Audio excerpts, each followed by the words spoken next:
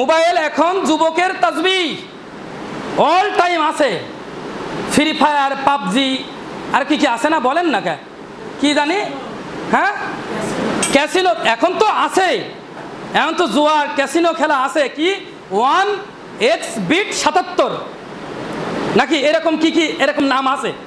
আমার আবার এই যে আমার যারা যুবকেরা আছে ওখানে, ওরা আবার আমার কাছে দেয় যে এইগুলো করতেছে, এগুলো সব হচ্ছে জুয়ার অন্তর্ভুক্ত, ওই পোলাপান ওইগুলো করছে।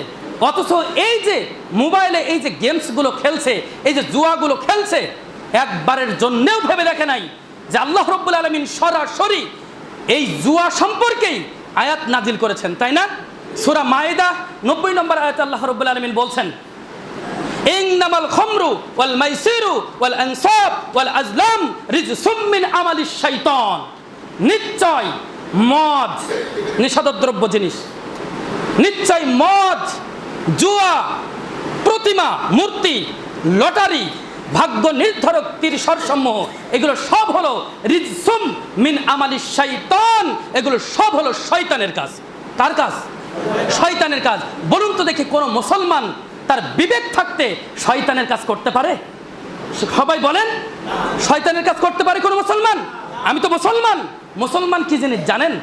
মুসলমান কি জিনিস জানেন? 10 বার ফাঁসির মঞ্চে ঝুলবে কিন্তু ঈমান দিবে না। 10 বার কি করবে? ফাঁসির মঞ্চে ঝুলবে কিন্তু ঈমান দিবে না। 10 বার জেল খাটবে কিন্তু ঈমান ছাড়বে না। এ হচ্ছে মুসলমান। আর মুসলমান কোনো কিছুই নেই।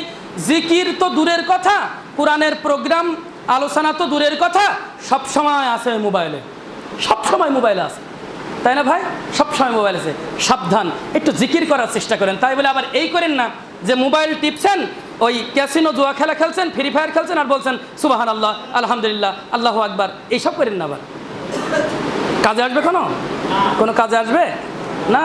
আল্লাহ বলছেন আল্লাহ পবিত্র, আল্লাহ পবিত্র বস্তু ছাড়া কিছুই গ্রহণ করে না।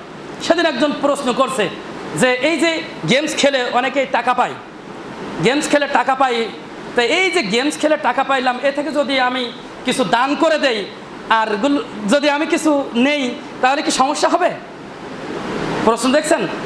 গেম খেলে যদি যে টাকাগুলো পাচ্ছি আমি, এই টাকাগুলো থেকে কিছু আমি দান করে দিলাম হালাল করার জন্যে, বুঝছেন? কিছু দান করে দিলাম আর কিছু আমি খেলাম, সমস্যা হবে? আরে মনে রাখতে হবে যে আল্লাহ বলছেন আমি পবিত্র, আমি পবিত্র বস্তু ছাড়া কিছুই গ্রহণ করি না। সুতরাং হালালের সাথে হারাম কোনোদিন মিশ্রিত হতে পারে না। স্পষ্ট যে। প্রিয় ভাইরা, যুবক ভাইরা, কয়দিন আছি আমরা? কয়দিন বাঁচবো আমরা বলুন? কয়দিন বাঁচবো? কোনো গ্যারান্টি আছে? কোনো গ্যারান্টি আছে? আপনি ফ্রি ফায়ার খেলতে খেলতে, পাবজি খেলতে খেলতে, ক্যাসিনো খেলতে খেলতে মৃত্যুবরণ করেছেন।